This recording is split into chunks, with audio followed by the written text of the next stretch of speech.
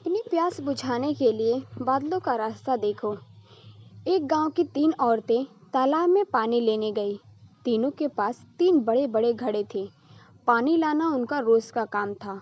एक दिन तालाब में पानी बहुत कम था। कमला और विमला ने पानी पहले ही भर लिया, लेकिन सीमा के पानी का घड़ा किसी तरह भर पाया। वे पानी लेकर लौटने लगी तो रास्ते में आम का पेड़ था। पेड़ से एक आवाज आई, क्या कोई मुझे पानी पिलाएगा? कमला और विमला झल्लाने लगी। उन्होंने कहा, हमारा पानी हमारे बच्चों के लिए है। अपनी प्यास बुझाने के लिए बादलों का रास्ता देखो। पर सीमा ने कहा, बादल न जाने कब आए और बरसे, मैं अपना पानी इसे पिला देती हूँ।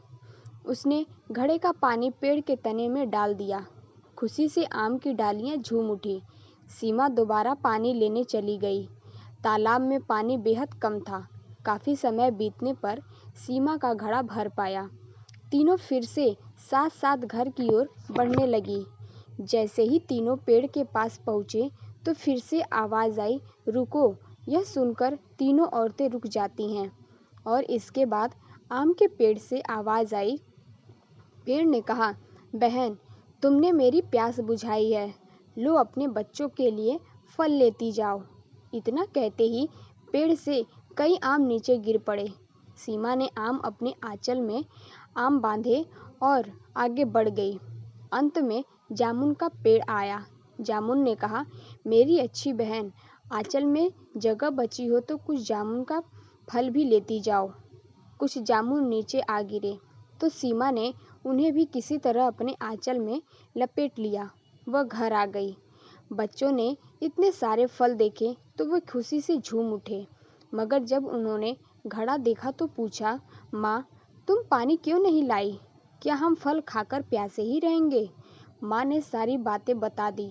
बच्चों ने माँ को दिलासा दिया और कहा, माँ, घबराओ मत, यह फल ही हमें पानी लाकर देंगे। तभी दरवाजे पर दस्तक हुई। सीमा के बड़े बेटे ने देखा कि कमला और विमला वहाँ खड़ी हैं। उन्होंने कहा, बेटा, घर में कुछ खाने को है तो माँ से पूछकर दे दो, हमारे बच्चे भूखे हैं। बड़े बेटे ने कहा, पहले आधा घड़ा पानी लाओ, तब मैं आपको थोड़ा फल दूंगा। कमला और विमला फटाफट आधा आधा पानी घड़ा ले आई।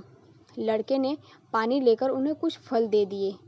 दोनों उसे दुआएं देकर लौट गई।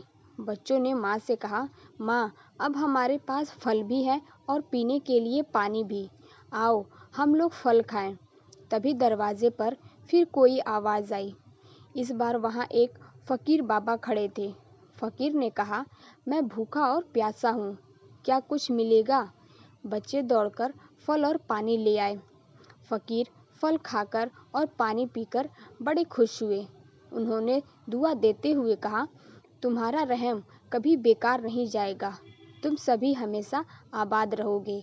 फकीर बाबा के चले जाने के बाद माँ और बच्चे बचे हुए फल खाने लगे और पानी पीने लगे।